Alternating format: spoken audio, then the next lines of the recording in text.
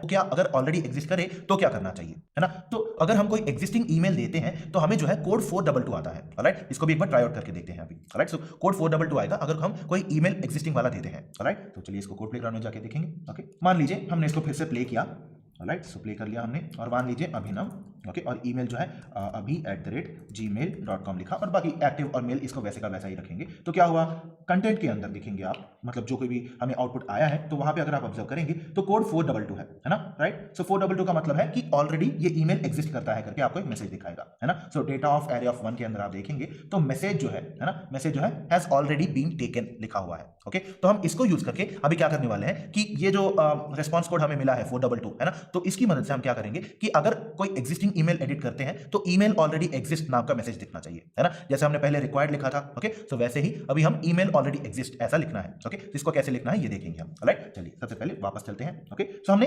HTTP response object के अंदर अगर कोड 422 आता है तो क्या मैसेज आता है ये हमने समझ लिया, है ना, राइट। सो अभी हमें बेसिकली क्या करना है, जो फंक्शन के अंदर जेसन डेटा हमने रीड किया था जिसको हम console.log कर रहे हैं, वहां पे बेसिकली अभी हमें बेसिकली क्या करना होगा कि 422 नाम का कोड अगर आ गया तो हमें ईमेल ऑलरेडी एग्जिस्ट नाम का मैसेज दिखाना है यूजर को, ऑलराइट। तो इसके लिए हम क्या करेंगे, एक इफ कंडीशन लिखेंगे जहां पे सबसे पहले जेसन डेटा के अंदर जो कोड आया है उसको चेक किया जाएगा। 422 है तो क्या करना है अभी देखते हैं। ओके, सो अगर 422 के साथ मैच हो जाता है कोड तो उसके अंदर क्या करना होगा, अगर कोड 422 है और उसके अंदर जो मैसेज है वो हैज ऑलरेडी बीन टेकन है तो हमें क्या करना होगा, जैसे हमने पहले ईमेल एरर मैसेज एलिमेंट बनाया था, है ना, तो उसका टेक्स्ट कंटेंट जो है ईमेल ऑलरेडी एग्जिस्ट की तरह अपडेट करना है, ऑलराइट। ये सिंपल 3 स्टेप्स हैं हमारे। ओके, चलिए कोड प्लेग्राउंड में जाके इसको ट्राई करते हैं।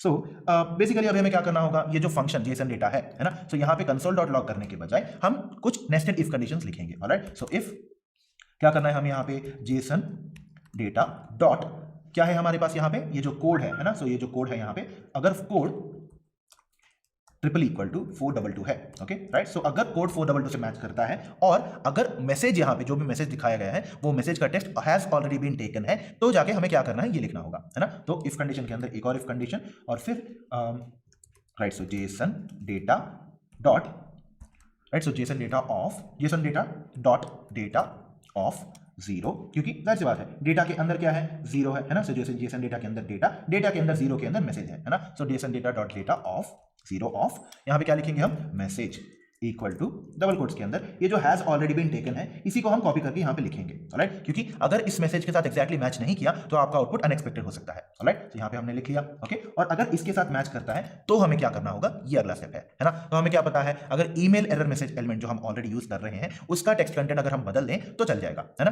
तो और ईमेल एरर मैसेज कहाँ पे हमने डिफाइन किया है, यहाँ नीचे डिफाइन किया है, ओके। तो हम अभी क्या करेंगे, लाइन नंबर 58 में डिफाइन किया है हमने, है ना। तो ये जो अभी हमने फंक्शन लिखा है ना, सबमिट फॉर्म डेटा वाला, ओके, तो इस पूरे फंक्शन को हम कट करके, ओके, सीधा ईमेल एरर मैसेज जहां पे है उसके नीचे जाके लिखेंगे, ऑलराइट। सो यहाँ पे हमने लिख लिया, ऑलराइट। सो यहाँ पे क्या करना है, email error message element dot text content equal to double quotes के अंदर email already exist, let's already का एक कैप लिख लेते हैं, right. So email already exist double colon, right. So यहाँ पे लिख लिया हमने, राइट। जब हम इसको प्ले करेंगे तो इस बार क्या होगा देखते हैं, नेम आ गया अभी, ईमेल हो गया abhi@gmail.com, ओके। और जब मैंने इसको सबमिट क्लिक किया क्या हुआ, ईमेल ऑलरेडी एग्जिस्ट नाम का एक मैसेज आ गया हमारा, राइट। चलिए वापस चलते हैं अभी।